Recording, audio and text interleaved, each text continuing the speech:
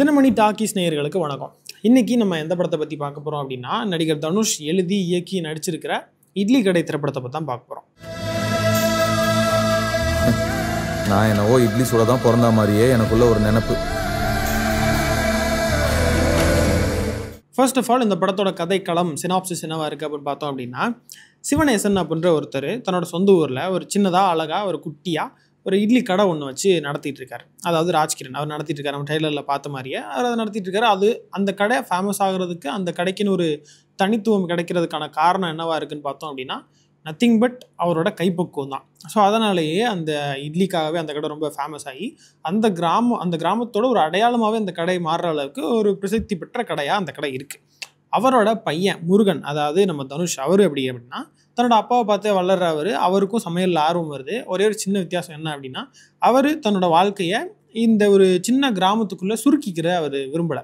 அவர் வெளியூர்களுக்கு போகணும், கடையோட நிறையா பிரான்ச்சஸ் ஓப்பன் பண்ணணும், இல்லை அந்த மாதிரி தன்னோட கனவை நோக்கி அந்த சமையல் இதுலேயே தன்னோட கரியரை தொடரணும் அப்படின்னு நினைக்கிறாரு. ஆனால் அவங்க அப்பா ஆப்போசிட் சிவனேசன். அவர் கிராம வாழ்க்கை தான் நல்லது, இங்கேயே சின்னதாக ஒரு கடை வச்சு அதில் கிடைக்கிற சம்பளத்தில் ஒரு குட்டியாக வச்சு அதிலே நிம்மதி அடைஞ்சிடலான்ற மாதிரியான மைண்ட் செட்டில் இருக்கிற ஆள் அவர். ஸோ தன்னோட பையன் ஒரு வெளியூர்னு ஆரம்பித்து வெளிநாடு வர போய் தன்னோட ப்ரொஃபஷனில் போயிட்டுருக்காரு. ஊருக்கு வர்றதே கம்மியாக அப்படி இருக்கிற ஒரு சுச்சுவேஷன் போயிட்டுருக்கு. இந்த நேரத்தில் தனக்கப்புறம் இந்த கடையை யார் பார்த்துக்க போகிறான்ற ஒரு கவலையில் சிவனேசன் இருக்கார், அதாவது ராஜ்கிரண் இருக்கார். இந்த நேரத்தில் தான் தனுஷ் வெளிநாட்டில் இருந்து தன்னோட சொந்த ஊருக்கு வர வேண்டிய ஒரு சின்ன கட்டாயம் ஏற்படுது. ஸோ அப்படி வர்ற ஒருத்தர் அந்த கடையை தன்னோட அப்பாவின் ஆசைப்படி அவர் எடுத்து நடத்துகிறாரா, இல்லை வெளிநாடுகளில் அவர் உருவாக்கி கொண்ட பொறுப்புகளுக்கும் இல்லை உறவுகளுக்கும் முக்கியத்துவம் கொடுக்குறாரா அப்படின்ற கேள்விகளுக்கு ஒரு விடையளிக்கிற கதைக்களமாக தான் இந்த படம் உருவாகியிருக்கு. ஃபர்ஸ்ட் ஆஃப் ஆல் இந்த படத்தின் மேலே ஒரு சின்ன ஆர்வம் வர்றதுக்கான காரணம் என்னவா இருக்கலாம் அப்படின்னு பார்த்தோம் அப்படின்னா, ஆப்வியஸாக டைரக்டர் தான். நடிகர் தனுஷ் டைரக்டராக தன்னோட ஸ்கில்லை பவர் பாண்டியின் மூலமாக காமிச்சு நம்மளுக்கு ஒரு பிடித்த படமாக அந்த படம் மாறுறதுக்கான எல்லா விஷயங்களையும் கொண்டதாக அதை உருவாக்கி இருந்தது. ரொம்ப பெரிய ஒரு இன்ப அதிர்ச்சி அப்படின்னு சொல்லணும்னு வச்சுக்கோங்களேன். ஸோ ஆனால் அதுக்கப்புறம் அவரோட டைரக்ஷனில் வெளியான படங்கள் மூலமாக ரசிகர்கள் பெருசாக அந்த படங்களை விரும்பலை அப்படின்னு சொல்லலாம். ராயனா இருக்கட்டும், இல்லை நிலவுக்கென் மேலே நடிக்கோமா அந்த படமாக இருக்கட்டும், இது ரெண்டுமே ஓகே டைரக்டர் தனுஷ் அப்பா கண்டிப்பாக நம்பி போகலாம் அப்படின்னு ஒரு பேர் பவர் பாண்டியில் கிரியேட் ஆயிருச்சு இல்லையா. அது படிப்படியாக குறைஞ்சதை நம்ம இந்த 2 படங்கள் மூலமாக பார்த்தோம்.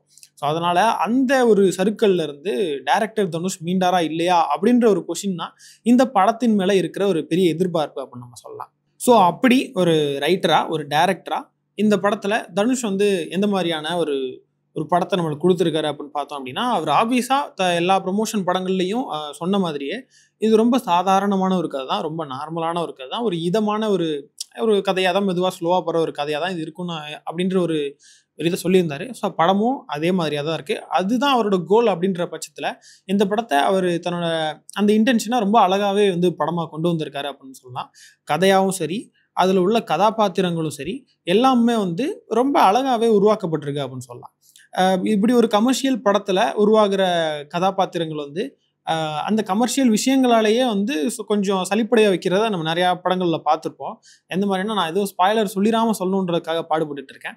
ஸோ எக்ஸாம்பிளுக்கு இப்போது பார்த்திபன் கேரக்டராக கூட, இப்போ பார்த்திபன் சார் அவரே சொல்லியிருந்தார் அந்த ஈவெண்ட்ஸில் இது ரொம்ப சின்ன கேரக்டர் நிறைய இடங்களில் சொல்லியிருந்தார். ஆனால் சின்னதாக இருந்தாலுமே கூட அதை காட்டின விதமாக இருக்கட்டும், அவரோட ஒப்பனைகளாக இருக்கட்டும், இல்லை அந்த கேரக்டர் அவர் டெலிவரி பண்ணதாக இருக்கட்டும், இல்லை அந்த கேரக்டர் அந்த கதைக்கு என்ன செய்து மொத்தமாக அப்படின்ற விஷயத்தை எடுத்துக்கிட்டா கூட அந்த கதைக்கு அந்த கேரக்டர் ரொம்ப முக்கியமான ஒரு கேரக்டராகவே அந்த எழுத்தாளராக தனுஷ் அதை ரொம்ப அழகாக பண்ணியிருக்காரு அப்படின்னு சொல்லலாம். அந்த ஒரு கேரக்டர் மட்டும் இல்லாமல் இந்த படத்தில் நிறைய கேரக்டர் இருக்காங்கல்ல, நிறைய ஆக்டர்ஸ், இதில் பெரிய ஆக்டர்ஸ் இதில் இருக்காங்க. சத்யராஜ் இருக்காரு, ஷாலினி பாண்டே இருக்காங்க, அருண் விஜய் இருக்காரு, ராஜ்கிரண் இருக்காங்க, அடுத்து இளவரசு இருக்காரு, சமுத்திரகனி இருக்காரு, இப்படி நிறைய பேர் இந்த படத்தில் சேர்ந்துருக்கும் போது இந்த மாதிரியான கமர்ஷியல் படங்களில் இதுக்கு எதுக்கு இவரை போடணும், இதுக்கு வேற யாராவது கூட சின்ன கேரக்டராக சின்ன ஆர்டிஸ்டாக போட்டுருக்கலாமே நம்மளுக்கு நிறைய படங்களை தோன்றதை நம்ம பார்த்துருப்போம் இல்லையா. ஸோ அப்படி ஒரு விஷயம் தோணாமல் எல்லா கேரக்டர்ஸுக்குமே இந்த கதையில் அந்த ஊரில் அவங்களோட பங்கு என்ன அப்படின்றத ரொம்ப உணர்ந்து ரொம்ப நல்லா பண்ணியிருக்காரு அப்படின்னு சொல்லலாம். சமுத்திரகனி கேரக்டரும் ரொம்பவே நல்லா இருந்தது, இளவரசோட கேரக்டரும் சரி ரொம்பவே நல்லா இருந்தது, சத்யராஜோட கேரக்டருமே ரொம்ப அழகாக பொருந்தி போயிருந்துச்சு, கொஞ்சம் ஒரு புதுமையாக இருந்தது அப்படின்னு கூட சொல்லலாம். ஏன்னா சரி, இதை நான் சொல்கிறேன், ஒரு சின்ன ஸ்பாய்லர்னு போட்டுடலாம். என்னென்னா, சத்யராஜ் தன்னோட பையன் இருக்கார் இல்லையா. ஸோ தன்னோட பையன் அவர் கொஞ்சம் ஒரு ஸ்பாயில்டு சைல்டு. அவர் ஒரு பணக்கார ஒரு எம்பையரை கிரியேட் பண்ணி வச்சிருக்காரு அவரோட கம்பெனியில். ஸோ அங்கே இருக்கிற பையன் அருண் விஜய் வந்து கொஞ்சம் ஸ்பாயில்டு கிட்டாக இருக்காரு.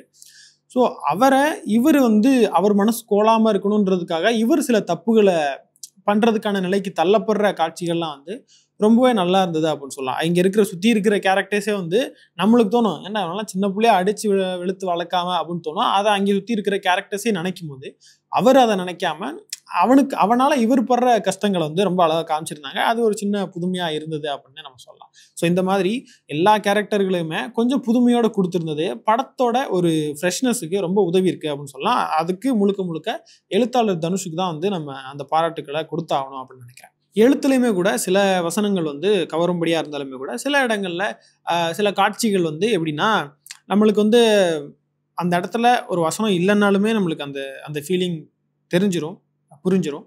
ஆனாலுமே அந்த இடத்துல சில சீன்ஸ் வச்சுருப்பாங்க. சில நேரம் லிப்சிங்க் இல்லாமல் கூட சில இடங்களில் 1-2 இடங்களில் இருந்த மாதிரியான ஒரு ஃபீல் இருந்தது. மற்றபடி எல்லா இடங்களுமே எழுத்தாகவும் ஒரு இயக்கமாகவுமே வந்து தனுஷ் ரொம்ப நல்ல வேலையை கொடுத்துருக்காரு அப்படின்னு நம்ம சொல்லலாம். டைரக்ஷனாகவுமே எல்லா நடிகர்கள்ட்ட இருந்தும் ஒரு தேவையான நடிப்பை வாங்கி ரொம்ப அழகாக இந்த படத்தை ப்ரெசென்ட் பண்ணியிருக்காரு அப்படின்னு நம்ம சொல்லலாம். ஸோ ராயனில் விட்ட இடத்தை நோக்கிய ஒரு ஒரு வீரிய பயணமாக இட்லி கடை அவருக்கு அமைஞ்சிருக்கு அப்படின்னு நம்ம தாராளமாக சொல்லலாம். அது மாதிரி வசனங்கள்லையுமே கூட ஒரு சில இடங்களில் எங்கள் அப்பா பண்ணார், எங்கள் அப்பா பண்ண வேலை அடுத்து நான் பண்ணுவேன், அதை வந்து நான் அடுத்து என் பசங்களுக்கும் என் பேரங்களுக்கும் சொல்லிக் கொடுப்பேன்ற மாதிரியான ஒரு சில இடத்துல வர்ற வசனங்கள் வந்து கொஞ்சம் நெருடலாக தெரிஞ்சாலுமே கூட கதையோட போக்கு உண்மையிலேயே கதை வந்து இதன் அடிப்படையில் இல்லை, அது வேற அப்படின்றத கதையோட போக்கு நம்மளுக்கு நிறைய இடங்கள்ல உணர்த்துறதுனால இந்த சின்ன சின்ன நெருடல்களையும் கூட நம்ம கடந்து வந்துடலாம் அப்படின்னு நினைக்கிறேன். அடுத்ததான் நம்ம பார்க்க வேண்டிய முக்கியமான விஷயம் என்னவா இருக்குது அப்படின்னு பார்த்தோம் அப்படின்னா ஆக்டர்ஸ்.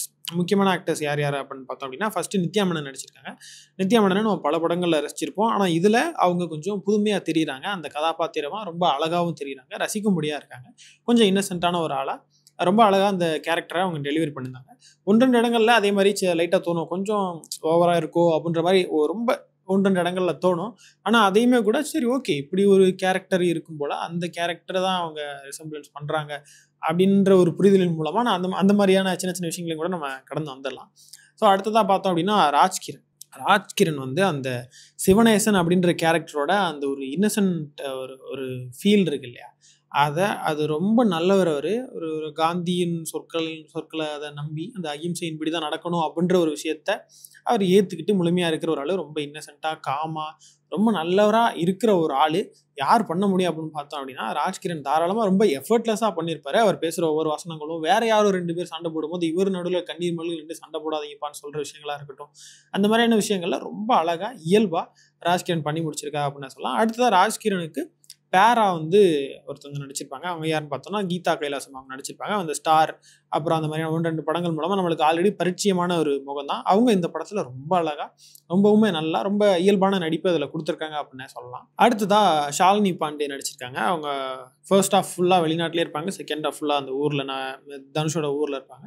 ஸோ அந்த மாதிரியான இடங்களில் அந்த ஒரு சின்ன ஷிஃப்ட்டு நம்மளுக்கு தெரியும். எப்படின்னா ஃபர்ஸ்ட் ஹாஃப் ஃபுல்லாக அவங்க கொஞ்சம் நம்மளுக்கு ஒரு நெகட்டிவாகவே தெரிவாங்க, என்னடா அந்த பொண்ணு இப்படி பண்ணிட்டுருக்கா அப்படின்ற மாதிரி தெரிவாங்க. செகண்ட் ஹாஃபில் வந்து ஓகே சின்னதாக தப்பு பண்ணிச்சு, அந்த பொண்ணு புரிஞ்சிக்கிச்சு அப்படின்ற மாதிரி. ஸோ அது ரெண்டையுமே வந்து பேலன்ஸ் பண்ணுற மாதிரி அவங்களும் அதனோட பெர்ஃபார்மன்ஸை ரொம்ப அழகாக கொடுத்துருந்தாங்க அப்படின்னு சொல்லலாம்.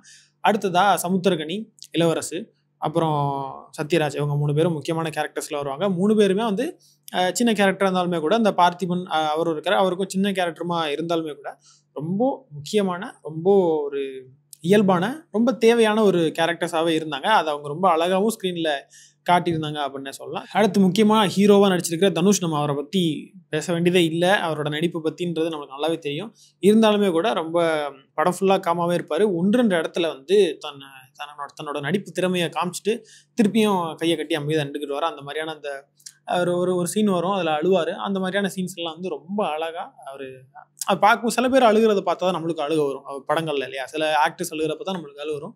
அதில் இவரும் முக்கியமான ஆளுன்னு சொல்லலாம். அவர் அழுகும்போது நம்மளுக்கே மனசு கஷ்டமாக இருக்கும். ஸோ அந்த மாதிரி இந்த படத்தில் நடிச்சிருக்கிற எல்லாருமே ஒரு நடிகர் நடிகைகள் தேர்வும் சரி, எல்லாருமே அழகாகவும் பொருந்தி போய் ரொம்ப அழகாகவும் இந்த கேரக்டர்ஸை ஸ்க்ரீனில் காமிச்சிருக்காங்க அப்படின்னு சொல்லலாம். அதே மாதிரி எழுத்தா ஒர்க் அவுட் ஆன நிறையா விஷயங்கள், அந்த எமோஷனலாக நம்மளுக்கு கனெக்ட் ஆகிற விஷயங்கள் இன்னொன்று என்னவா இருக்குன்னு பார்த்தோம் அப்படின்னா அந்த இட்லி கடையோட ஹிஸ்டரி, அந்த இட்லி கடை எப்படி உருவாச்சு, அவர் ஆப்வியஸாக ராஜ்கிரண் உருவாக்குனார் இல்லையா. ஆனால் அதுக்கான காரணம் என்ன, அந்த ராஜ்கிரனுக்கும் அவரோட பேருக்குமான அந்த காதல், அவங்க எப்படி ஒன்றா அந்த கடையை ஆரம்பிக்கிறாங்கன்ற விஷயங்கள் வந்து சரியான இடத்துலையும் ரொம்ப அழகாகவும் காமிச்சிருந்தாங்க. அதே மாதிரி அந்த தனுஷுக்கும் அந்த கண்ணுக்குட்டிக்குமான விஷயங்கள் நிறைய இடங்கள்ல ரொம்ப அழகாக ஒர்க் ஆயிருந்துச்சு. அதே மாதிரி அருண் விஜயோட கதாபாத்திரத்தையும் ரொம்ப அழகா எழுதியிருந்தார் அப்படின்னு சொல்லலாம். ஸோ அந்த கதாபாத்திரம் கடைசி வரையுமே வந்து அந்த கதாபாத்திரத்தை விட்டு விலகாம இருந்தது ரொம்ப நல்லாவே இருந்தது. கிளைமேக்ஸ்ல வர்ற அந்த ஒரு சின்ன சேஞ்சும் கூட ரசிக்கும்படியா இருந்தது அப்படின்னு சொல்லலாம். அடுத்ததா இந்த படத்தோட இன்னொரு முக்கியமான ஆள் யாருன்னு பார்த்தோம் அப்படின்னா, இசையமைப்பாளர் ஜிவி பிரகாஷ். அவர் வந்து அவரோட பின்னணி இசை ரொம்ப நல்லா இருந்துச்சு. படம் முழுக்குமே வந்து ரொம்ப எஃபர்ட்லெஸ்ஸா அழகா அந்த படத்தோட பொருந்தி போயிருந்துச்சு. நிறைய பாடல்களும் கூட நம்ம ஆப்வியஸா அவர் எல்லா படத்துலையும் பண்ற அந்த ஒரு விஷயம் தான் சொல்லலாம். அவரோட எல்லா படங்கள்லையுமே எல்லா பாடல்களும் நல்லா இருக்கும். பின்னணி இசையும் கொஞ்சம் அதிகமாவே பின்னணி இசைக்கு தான் அவர் வந்து அதிகமா ஒரு பேர் போன ஒரு ஆள்னு வச்சுக்கோங்களேன். ஸோ அதுவும் இந்த படத்துல ரொம்ப நல்லா இருக்கு. பாடல்களும் நம்ம படம் முடிச்சு வந்ததுக்கு அப்புறமும் ரொம்ப நாள் நம்மளோட தங்கும் அளவுல தான் அந்த பாடல்களும் இருக்கு. அடுத்ததா ஒரு கிராமத்தை மையமாக வச்சு உருவாகிற ஒரு படத்துக்கு தேவையான ரொம்ப முக்கியமான விஷயமா என்ன இருக்கும் அப்படின்னு பார்த்தோம் அப்படின்னா, சினிமோட்டோகிராஃபி ரொம்ப தேவையான விஷயம் இல்லை. அதை வந்து இதில் யார் பண்ணியிருக்கான்னு பார்த்தோம்னா, கிரண் கௌஷிக் பண்ணியிருக்காரு. அவரோட ஒர்க்குன்றது இந்த படத்துக்கு ரொம்ப ஒரு மிகப்பெரிய உதவியா இருந்திருக்கு அப்படின்னு சொல்லலாம். அவரோட ஒர்க் வந்து ஸ்க்ரீன்ல ரொம்ப அழகா தெரியுது. அது சண்டை காட்சியா இருந்தாலும் சரி, இல்லை சமையல் காட்சியா இருந்தாலும் சரி, ரொம்ப அந்த இட்லியை சமைச்சு அழகா கொடுக்கறதா இருந்தாலும் சரி, இல்லை ஃபைட் சீக்வன்ஸ் எல்லாமே ரொம்ப அழகா அவர் ப்ரெசென்ட் பண்ணியிருக்காரு அப்படின்னு சொல்லலாம். ஸோ அவரோட பங்கு இந்த படத்தோட வெற்றிக்கு, இந்த படத்தை அழகா ப்ரெசென்ட் பண்ணதுக்கு ரொம்ப ரொம்ப அதிகம் அப்படின்னு நம்ம சொல்லலாம். அது மட்டும் இல்லாமல் ஒரு கிராமத்தை மையமாக வச்சு எடுக்கிறோம், இல்லை ஒரு குறிப்பிட்ட இடத்த சுற்றி எடுக்கிறோம் அப்படின்னா அதில் ஆர்ட் ஒர்க் ரொம்ப அவசியமான விஷயமா இருக்கும் இல்லையா. ஸோ அதையும் இந்த படத்தில் ரொம்பவே நல்லா பண்ணியிருக்காங்க. அந்த கேரக்டர்ஸ்க்கும் சரி, மேக்கப்லேருந்து அந்த ஹோல் கிராமத்தை அந்த ஒரு ஜியாகிரஃபியை அழகாக கதையின் மூலமாகவும் இல்லை காட்சிகளின் மூலமாகவும் காட்டுறதுல ரொம்ப நல்ல ஒர்க்கை இந்த டீம் பண்ணியிருக்காங்க அப்படின்னு நம்ம சொல்லலாம். ஸோ ஓவராலாக பார்த்தோம் அப்படின்னா, இந்த இட்லி கடை திரைப்படம் வந்து நீங்கள் கண்டிப்பாக குடும்பத்தோட போய் உட்காந்து பார்த்து ரசிச்சுட்டு வர்ற ஒரு ஃபீல் குட் படமாக அந்த தியேட்டரில் வந்திருக்கு அப்படின்னு சொல்லலாம். நீங்கள் கண்டிப்பாக அந்த படத்தை போய் தியேட்டரில் என்ஜாய் பண்ணுங்கள். ஸோ இந்த வீடியோ உங்களுக்கு பிடிச்சிருந்தது அப்படின்னா லைக் பண்ணுங்கள், ஷேர் பண்ணுங்கள், தினமணி சேனலை சப்ஸ்கிரைப் பண்ணுங்கள்.